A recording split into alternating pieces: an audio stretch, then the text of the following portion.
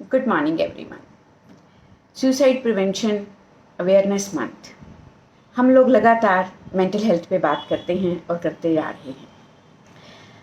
आज मुझे किसी ने सवाल भेजा है कि मैम, सैडनेस ओवरकम करना आसान नहीं है और मैं अपने इस उदासी से बाहर नहीं आ पा रही हूँ। I completely agree my dear. Your feelings, your emotions are totally valid. ये समझते हुए भी क्या हम जानबूझकर उदासी के समंदर में डूबे रहना चाहते हैं? नहीं, कोई भी नहीं चाहता। और जब भी हम कोई काम नहीं चाहते तो हमें क्या करना पड़ता है? उसको ना करने के बहाने ढूंढते हैं, तरीके ढूंढते हैं, कारण ढूंढते हैं।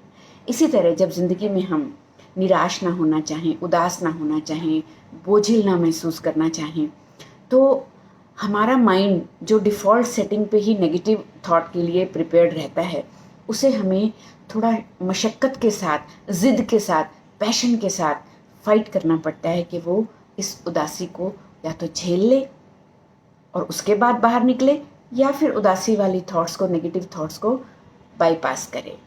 स्टक नहीं होना, इन्वॉल्व नहीं होना, ये कॉन्शियस एफर्ट्स करने पड़ते हैं। ऑटोमेटिकली कुछ नहीं होता। ऑटोमेटिकली तो हमेशा नेगेटिविटी ही हमें घेर के रखती है।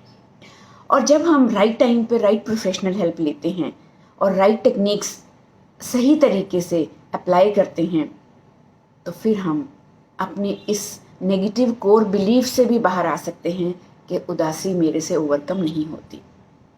लेकिन एक सवाल आज एक और भी आया है कि मैंने कई बार मेडिसिन ली, मैंने कई बार काउंसलिंग भी ली, लेकिन मेरी मेंटल हेल्थ डिटीरियोरेशन पूरी तरह से ठीक नहीं हुई। ये भी बिल्कुल सही है। अब कैसे सही है? कई बार हम राइट टाइम पे राइट हेल्प नहीं लेते। कई बार जो हेल्प हम लेते हैं तो हम प्रोसेस के ऊपर ट्रस्ट नहीं कर पाते। हम में उतनी पेशेंस और कंसिस्टेंसी नहीं रहती कि हम वो ट्रीटमेंट, वो सजेशंस, वो टेक्निक्स फॉलो करें। We are not able to maintain peace with ourselves as well as our therapist. तो सबसे पहले एक ट्रस्ट होना बहुत ज़रूरी है।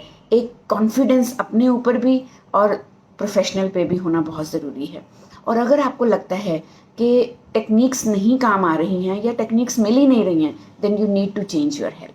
But as a practicing clinical psychologist and a counselor since last 30 years, I have 99% successful cases.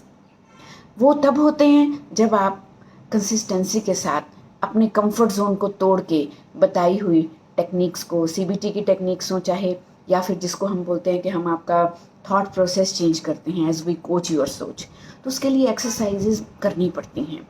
अगर हम जब अपने कंफर्ट जोन से बाहर आने की कोशिश करते हैं, माइंड के कंफर्ट जोन से उसको बाहर निकालने की कोशिश करते हैं, तो फिर ये रेजिस्ट करता है।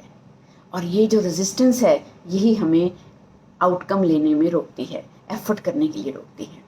तो अगर आप रेजिस्टेंस के बारे में जानना चाहते हैं, you can book your session with me any time 9417804547।